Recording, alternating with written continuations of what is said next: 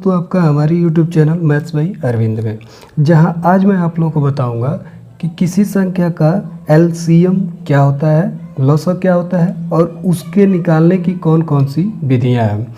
तो चलिए दोस्तों, किन्हीं संख्याओं का लॉसअ को समझने के लिए हमें सबसे पहले ये समझना होगा कि समापवर्त क्या होता है या कॉमन मल्टीपल क्या होता है। जैसा कि नाम से आपको पता चल रहा है, लीस्ट कॉमन मल्टीपल। तो हमें सबसे पहले कॉमन मल्टीपल समझना होगा। तो शुरू करते हैं दोस्तों। कॉमन मल्टीपल को समझने के लिए हम एक उदाहरण लेते हैं। जैसे कि अगर हम दो संख्या लेते हैं 4 और 6, 4 और 6 हम दो संख्या लेते हैं और हमें ये पता करना है कि इनका कॉमन मल्टीपल क्या है। तो सबसे पहले दोस्तों हम इनके मल्टीपल की बात करते हैं, तब पहले मल्टीपल की बात हो जाए तो हम कॉमन तुरंत समझ जाएंगे। कॉमन का मतलब होता है उभयनिष्ठ। तो जैसा कि दोस्तों आपको पता होगा, 4 का मल्टीपल या अपवर्त कौन कौन सी संख्याएं होती है। जो संख्याएं 4 से विभाजित हो जाएंगी वो सभी क्या कहलाएंगी, 4 की मल्टीपल कहलाती हैं। तो वो कौन कौन सी होंगी, 4, 8, 12, 16, 20, 24, 28, 32, 36। इस तरह से आपकी अनंत संख्याएं होंगी जो 4 की मल्टीपल होंगी। 6 की कौन कौन सी होंगी, 6, 12, 18, 24, 30, 36, 42, 48 और ये भी क्या होंगी, अनंत तक होंगी। अब हमने देखा कि 4 और 6 की अपवर्त क्रमशः क्या है, 4, 8, 12, 16 और 6 की क्या है, 6, 12, 18, 24 है। अब दोस्तों हमें समझना है कि कॉमन मल्टीपल क्या है। तो अगर हम ध्यान से देखें कि 4 और 6 का कॉमन मल्टीपल या समापवर्त क्या है, मतलब कि इन दोनों में उभयनिष्ठ क्या है। तो अगर हम इसको ध्यान से देखते हैं तो हमें सबसे प्रथम जो संख्या दिखाई दे रही है वो दे रही है 12। 12 देखिए दोस्तों, आपका क्या है, इन दोनों संख्याओं का अपवर्त है, इन दोनों में है। इसका मतलब कि 4 भी इसको डिवाइड कर देगा और 6 भी डिवाइड करेगा। और आगे हम बढ़ते हैं दोस्तों, तो यहाँ हम देखते हैं कि 24 भी क्या है, इन दोनों संख्याओं में क्या है, उभयनिष्ठ है। तो यानी कि 24 भी इन दोनों संख्याओं से विभाजित हो जाएगा। और आगे बढ़ते हैं दोस्तों, तो हमने ये देखा कि 36 भी क्या है, इन दोनों संख्याओं में उभयनिष्ठ है। तो ऐसे दोस्तों हम आगे बढ़ते जाएंगे, अगर इनकी अपवर्त लिखते जाएंगे तो ऐसी अनंत संख्याएं हमें कॉमन भी मिलेंगी, मतलब उभयनिष्ठ मिलेंगी, क्योंकि किसी संख्या का अपवर्त क्या होता है, अनंत तक जा सकता है। तो अगर हम 1 या 2 संख्या लेंगे तो उनमें कॉमन अपवर्त की संख्या भी क्या होगी, अनंत तक जाएगी। इन्हीं उभयनिष्ठ अपवर्त को ही हम लोग क्या बोलते हैं, समापवर्त बोलते हैं। ऐसे अपवर्त जो दी हुई संख्याओं में क्या होते हैं, उभयनिष्ठ होते हैं। इन्हीं उभयनिष्ठ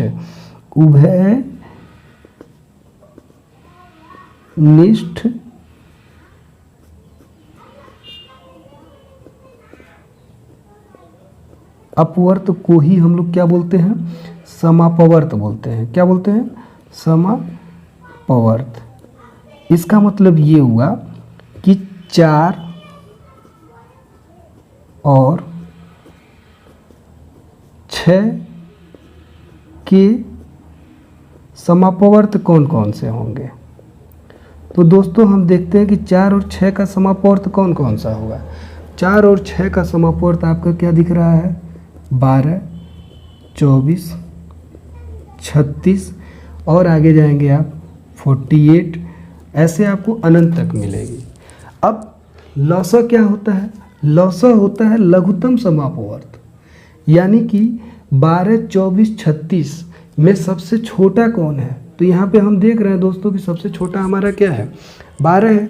इस प्रकार से 4 और 6 का जो लॉसअ होगा वो क्या होगा, 4 और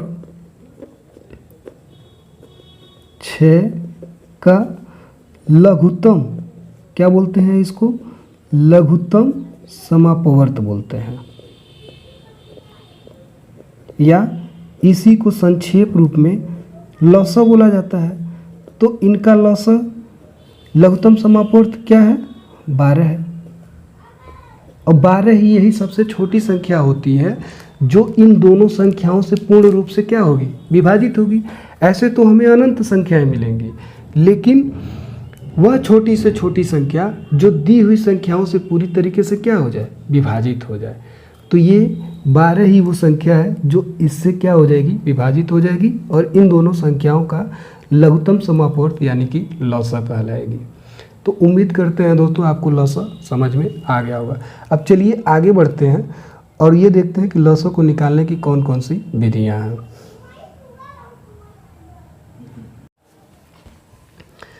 तो लौसा निकालने की मुख्य रूप से दो विधियां होती हैं। पहली विधि है अभाज्य गुणनखंड विधि और दूसरी विधि होती है भाग विधि। तो सबसे पहले हम लोग अभाज्य गुणनखंड विधि के बारे में समझेंगे और इसको समझने के लिए हम एक उदाहरण ले लेते हैं। 12, 18 और 24 का लौसा ज्ञात करो। तो इसे हमें गुणनखंड विधि से निकालना है, इसलिए हम क्या करेंगे, इन सभी संख्याओं का सबसे पहले हम लोग अभाज्य गुणनखंड लिखेंगे। 12 का आपका अभाज्य गुणनखंड क्या होगा, 2 गुणे 2 गुणे 3 होगा, 2 दूनी 4 3 12।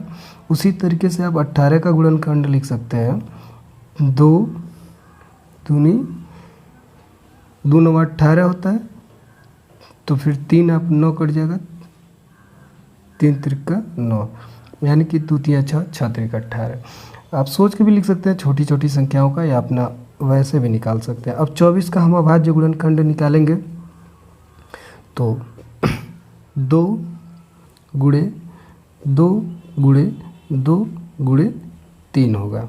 आप इन संख्याओं का अभाज्य गुणनखंड ऐसे भी निकाल सकते हैं, जैसे अगर हमें 12 का निकालना है तो सबसे पहले 2 से इसको डिवाइड करेंगे, क्या आएगा 6, फिर 2 से करेंगे क्या आ जाएगा 3, फिर 3 1 का 3। तो ये आप ऐसे अभाज्य गुणनखंड निकाल सकते हैं, या फैक्टर ट्री की हेल्प से भी निकाल सकते हैं। जैसे मान लीजिए 24 है, तो 24 का अभाज्य गुणनखंड निकालना है तो आप ऐसे संख्याओं से 2 से पहली अभाज्य संख्या से काटिए, आपका 12 आएगा, फिर 2 से कट जाएगा ये 6 बार में, फिर 2 से कट जाएगा 3 बार में, और फिर 3 से कट जाएगा 1 बार में।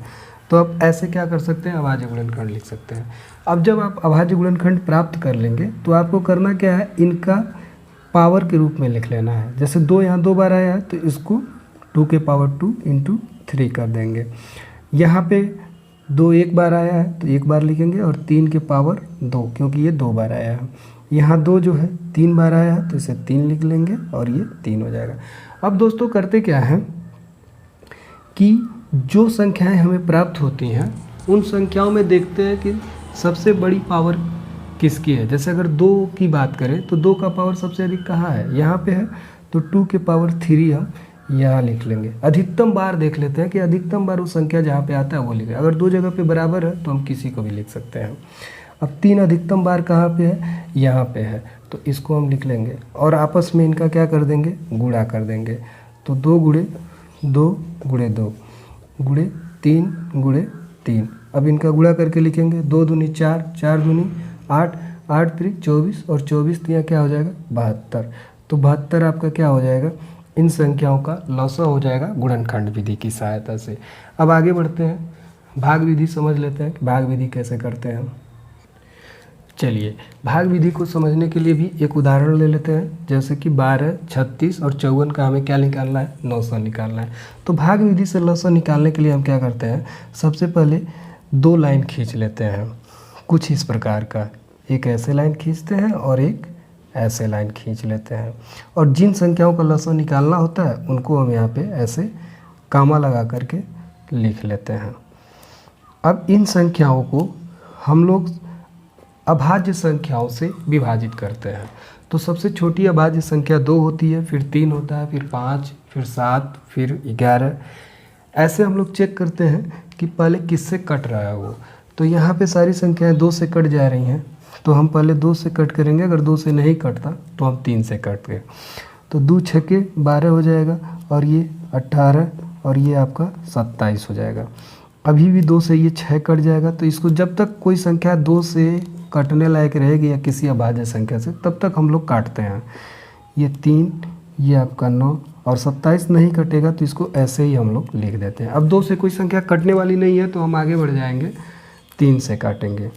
तो 3 से काटेंगे तो 3 एक कम 3 हो जाएगा और 3 3 का 9 और ये 3 9 27 हो जाएगा। फिर 3 से काटेंगे 3 एक कम ये 1 हो जाएगा और ये 9 हो जाएगा। फिर 3 से काटेंगे इसको, अब ये सारी संख्याएं हमें क्या प्राप्त हो गई, एक सारी संख्या कट गई।